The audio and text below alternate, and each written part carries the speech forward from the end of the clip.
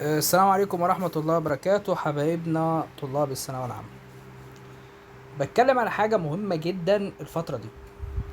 ناس كتير منكم، في ناس ما جابتش مجموع، ما جابتش درجات، فالشيطان بيهيأ لها ان ممكن حد يتحكم في الدرجة بتاعته. وللأسف أتباع الشيطان موجودين على الفيسبوك وبعض المواقع على السوشيال ميديا والتليجرام. يقول لك ادفع لي 20,000 جنيه وغير لك نتيجة ابنك أو بنتك، او ادفع لي 2000 جنيه واغير لك المادة، او ادفع لي كذا. الفخ ده بيقع فيه طلاب زيكم الفترة دي. ايه المطلوب اعمله؟ هوريك بس، انت تعرف. بس الطالبة مريم وليد صلاح الدين بيقول ان هو غير درجتها، يعني كانت رقم الجلوس 116 3 خمسات، جابت 318. بنتي دي متفوقة جدا، مريم مدرسة نبوي موسى إدارة الشروق. تمام. قال لك ان هو غير درجتها من الرقم ده، هي كانت درجتها ده بقت دي. تمام.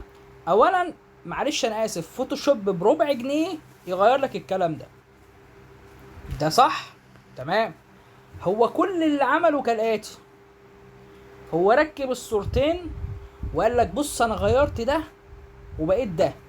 طيب، مبدئيا عشان محدش يقع في الفخ ده، بلاش تسمعوا للناس دي. الناس دي كدابين وحراميه. هيقول لك ادفع لي نص الفلوس على فودافون كاش وابعت لك مش عارف ايه، تبعت نص الفلوس مش هتشوفها تاني.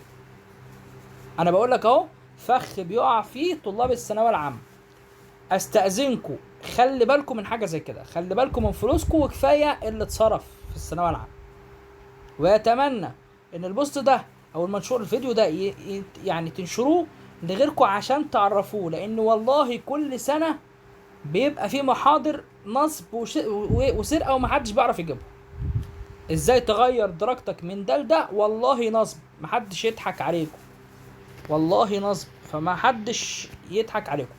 انا بقول لك النتيجه ما دام اعتمدت واتمضى عليها الوزير والنبي، لو جبت ايه ما تغيرش غير بحاجتين: يا ان انت ترفع قضيه محكمه، قرار محكمه، يا اما اعاده تظلم، او اللي هو عمل التماس او تظلم، اللي هي بتروح تقدم التماس او تظلم وبعد كده بيرجع لك الضرر، بترجع بمحضر رسمي انت بتحطه مع الشهاده بتاعتك عشان ترفع درجتك فالكليه تقبلك.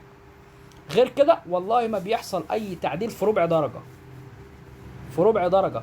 فحافظ على فلوسك، حافظ على اهلك عشان ما تقعش فريسه للنصب والاحتيال. تمام.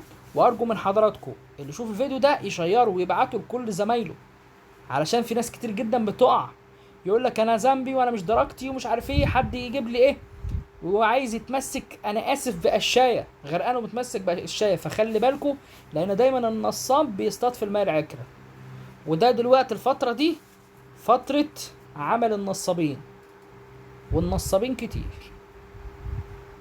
امين. فخلي بالكم من المصيبه او الفخ اللي بيقع فيه طلبه الثانويه العامه حاليا.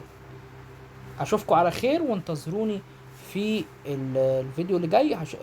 في هجيب لكم بعض الدرجات او بعض الكليات اللي مستقبلها افضل من كليه الطب ان شاء الله. اشوفكم على خير، والسلام عليكم ورحمه الله وبركاته.